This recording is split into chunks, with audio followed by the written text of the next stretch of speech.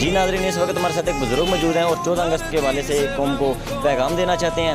آئیے جانتے ہیں ان کے خیالات کیا ہیں.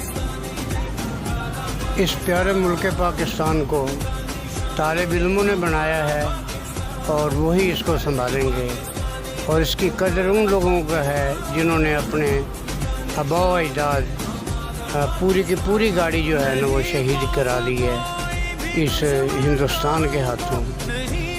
اللہ وقت لائے گا کہ یہ پاکستان انشاءاللہ تعالی اپنے ہر ایک خون کے قطرے کا بدلہ لے کے چھوڑے گا.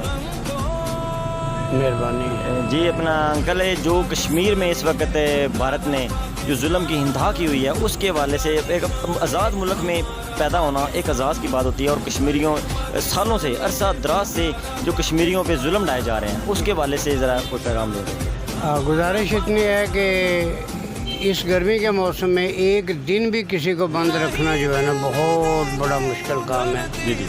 اور وہ تو تقریباً 1 سال سے اوپر ہو گیا ہے کہ وہ اپنے گھروں میں بند ہیں. نہ جانے وہ ہیں بھی یا نہیں، زندہ ہیں بھی یا نہیں، یہ بھی خبر نہیں کسی کو نا. تو ان پہ جو ظلم ہو رہا ہے اس کا کوئی مداوع ہونا چاہیے.